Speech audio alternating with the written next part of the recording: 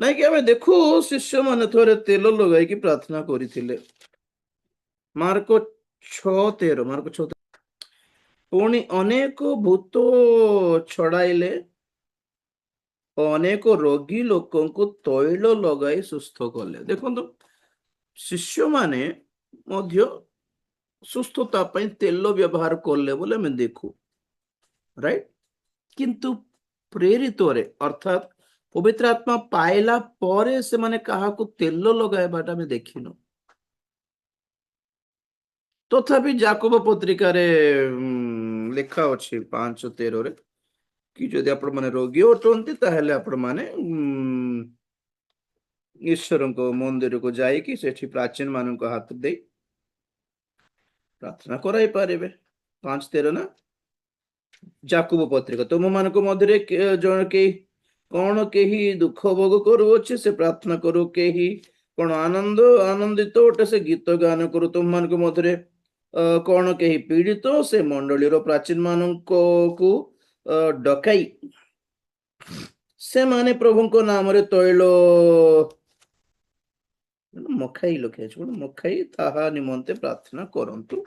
ବିଶ୍ୱାସ ଯୁକ୍ତ ପ୍ରାର୍ଥନା ସେହି ରୋଗୀକୁ ରକ୍ଷା କରିବ, ସୁସ୍ଥ କରିବ, ପୁଣି ପ୍ରଭୁ ତାହାକୁ ଉଠାଇବେ, ଆଉ ଯଦି ସେ ପାପ କରିଥାଏ ତାହେଲେ ତାହାକୁ କ୍ଷମା ବି ଦିଆଯିବ। ଆଉ କେଟା ପ୍ରାଚୀନ ମାନେ, ଦାସ ମାନେ ନୁହନ୍ତି।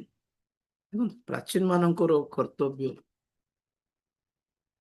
ଦାସ ମାନଙ୍କ ସହିତ ମଣ୍ଡଳୀର ପ୍ରାଚୀନ ମାନଙ୍କୁ ମଧ୍ୟ ଆତ୍ମାରେ ପୂର୍ଣ୍ଣ ଯୋଗ୍ୟ ଲୋକମାନଙ୍କୁ ନିଯୁକ୍ତ କରିବା ଦରକାର। ଯେମିତି ପ୍ରେରିତ ଆମେ ଦେଖୁ 6 ଅଧ୍ୟାୟରେ 7 ଜଣଙ୍କୁ ବୋଧେ ସେମାନେ ନିଯୁକ୍ତ କରୁଥିଲେ, ସେମାନଙ୍କ ମଧ୍ୟରେ ଥିଲେ ଜଣେ ଷ୍ଟିଫେନ୍। ତ ଏଠି ପଏଣ୍ଟ ରହିଲା, ପ୍ରେରିତ ମାନେ ପରେ କାହିଁକି ତେଲ ଲଗାଇଲେ ନାହିଁ? ତ ପଏଣ୍ଟ ଦେଖନ୍ତୁ, ପ୍ରଥମ କଥା, ତେଲ ବୁଝାଏ ପବିତ୍ର ଆତ୍ମାକୁ ବୁଝାଏ। ପୁରାତନ ନିୟମରେ ଅଧିକାଂଶ ତେଲ ସହିତ ହିଁ ତୁଳନା କରାହେଲେ ପବିତ୍ର ଆତ୍ମା। ତ ନୂତନ ନିୟମରେ ଆକ୍ଚୁଆଲି ତେଲ ଲଗାଇବାଟା ପ୍ରାୟ ନାହିଁ, କିନ୍ତୁ କେତେବେଳେ ଲଗାଇବା ଦରକାର ମାନେ ଆମେ ଯଦି ପବିତ୍ର ଆତ୍ମା ପାଇଛୁ ତାହେଲେ ଆମେ ତେଲ ବ୍ୟବହାର କରିବା ଦରକାର ନାହିଁ। ତଥାପି ଆମେ କେତେବେଳେ ବ୍ୟବହାର କରୁ ମାନେ ସାମ୍ନା ବାଲା ଯଦି ପବିତ୍ର ଆତ୍ମା ପାଇନାହିଁ ତାହେଲେ ତାକୁ ତେଲ ଲଗାଇକି ପ୍ରାର୍ଥନା କରିବା ଦରକାର ପଡୁଛି। ମୁଁ ପର୍ସନାଲ ସେମିତି କରେ। ଯଦି ସାମ୍ନା ବାଲା ପବିତ୍ର ଆତ୍ମା ପାଇଛନ୍ତି, ଡୋଣ୍ଟ ନିଡ୍ ଏନିଥିଙ୍ଗ, ରୁମାଲ, କର୍ଚିଫ୍, ତେଲ କି ସେ କିଛି ନାହିଁ, କିଛି ଫିଜିକାଲ କଣ୍ଟାକ୍ଟ ଦରକାର ନାହିଁ।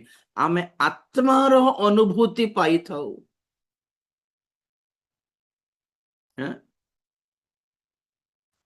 ଟଚ୍ ବି ଦରକାର ନାହିଁ।